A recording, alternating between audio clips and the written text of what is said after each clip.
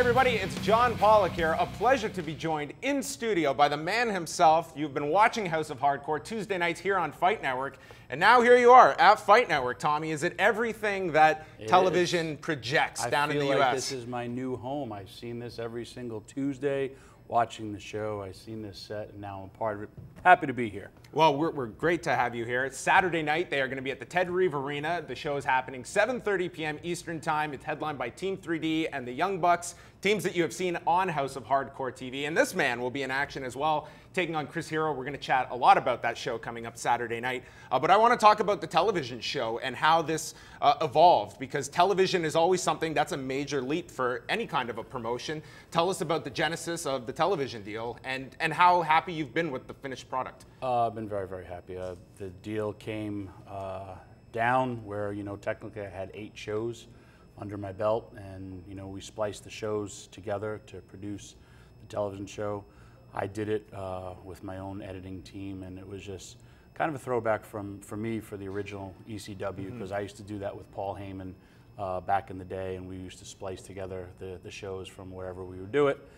And just watching the shows naturally progress from the production quality from the first show to the 10th show was just awesome. And it's almost like you get to see your child grow and walk, and the attendance so far for a Saturday is the largest pre-sale we have. We have over 1,000 people already in, which is great, for the first time coming here for House of Hardcore in Toronto.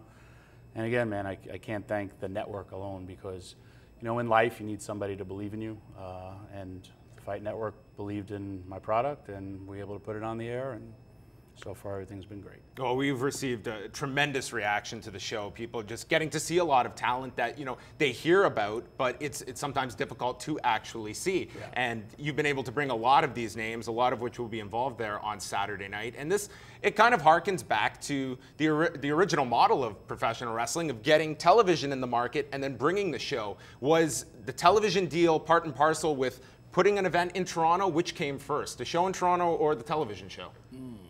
That's like the chicken and the egg. I want to say they kind of both came at the same time. And for me, I've actually, especially in the States, I've been offered national television, and I wasn't going to be paid for it. And I didn't have the funds to do that, So here was an opportunity for me to show my product, to show my vision of professional wrestling. And then 10 weeks later, here's the end of the show. So that's where I was like, wow, that's a great opportunity. And it has, proven to be very, very good. So really happy for it. Because like you said, that's how wrestling always was. You have your television generates your event, and then you continue, to move forward. That's how it used to be. I don't know how it's where I like the fact that we're going throwback style, because, that's to me how it should be. In wrestling, and as well as you said with social media has changed the face of television, as well as, especially with the face of professional wrestling. I mean, heck, it changed the main event of WrestleMania, right, with social media, with fans showing their displeasure of what they were getting. So now, with social media, with myself, House of Hardcore, you got to listen to the fans, you got to listen to how the Fight Network, and guess what? We were able to put on a product that everyone likes to see, as well as give them matches they want to see and talent they want to see, and it's a great experience. You're coming up on 3 years since House of Hardcore launched. How long was this an idea for you? And getting into the promotional side of it, was this always something you felt would be an end goal for you, to have something of your own? I always wanted to do it. I mean, I did it, again, in the original ECW. I wrote shows for WWE that were profitable. I wrote shows for TNA. It was always with someone else's dollar. Right. I've lost some more hair, and I have some grays now that I started my own promotion. But it's something that I said, hey, let me give it a shot. And from the first show, we did really, really good. And then it got a lot of reviews, and especially for, like I was saying, social media, it got no negative reviews, which is very, very interesting to see.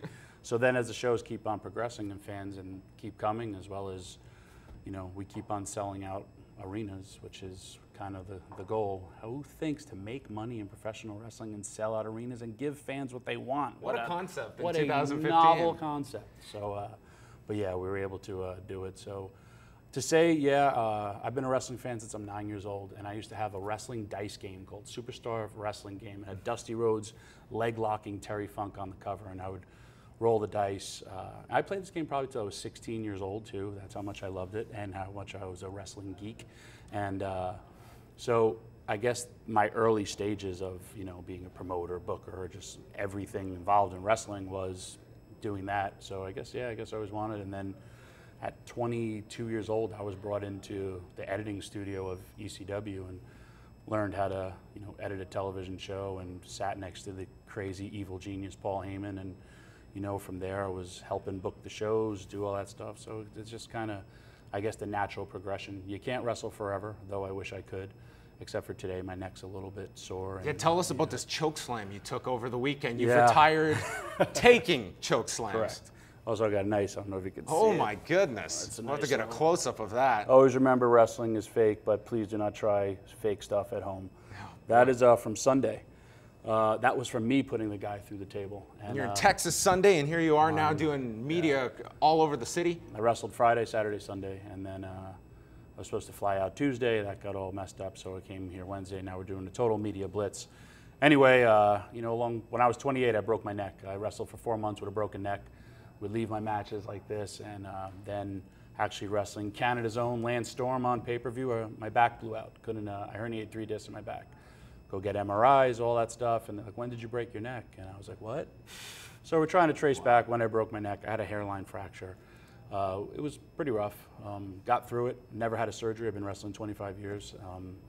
So anyway, you feel your aches and pains, plus I'm 44 years old. And I was wrestling Sunday against Lance Hoyt, gave me a choke slam, and I don't really feel pain. Adrenaline is crazy, got me through a lot of matches. The first time ever, I was like, and I was like, ooh, that didn't feel right. And so I was laying on the canvas, and I was just like, whoa, like, didn't feel right, and it hurt. And that was the first time ever I got that little, like, weird cringe and all that stuff. So I was able to finish the match. Plus, we had about a 25-minute match. And I put him through the table, got out, and just as the adrenaline is leaving you, you feel a little bit more. So And just reality sinks in. wrapped a towel. I don't live a life of pain. The only time I feel pain is when I fly, which unfortunately is a lot. Sitting in that chair like this. I also was on Southwest, which was a middle seat for me. I have no status on Southwest. So I'm sitting there like this, those poor 2 people next to me, and I'm doing the head nod, and you know, this big giant man sitting next to them with an injured neck. And but you know, hey, it happens. It's part of the game. No regrets. Tommy, this has been a fantastic chat. House of Hardcore 9 is coming up this Saturday night in Toronto. There's a meet and greet at 6 p.m. Eastern Time. The show kicks off at 7:30. As we mentioned, Team 3D, maybe they'll light someone on fire on Saturday night. It could be the Young Bucks. This man will be taking on Chris Hero. Might not see a choke slam in that match. There will never be a choke Also got John Hennigan taking on Tony Nese, as well as a lot of young talent, including a local product, All Ego Ethan Page, who has been lighting it up for Pro Wrestling Guerrilla and many other promotions. Tommy, we look forward to Saturday night, and House of Hardcore was a big success here on the Fight Network. I don't have a ton of pull around here, but I hope we get a second season. Thank you. I hope so too. And again, I can't thank you guys enough, especially the Fight Network. You believed in my dream, and I'll never forget you guys for doing that. So thank you. Tommy Dreamer, everybody. Thanks for watching.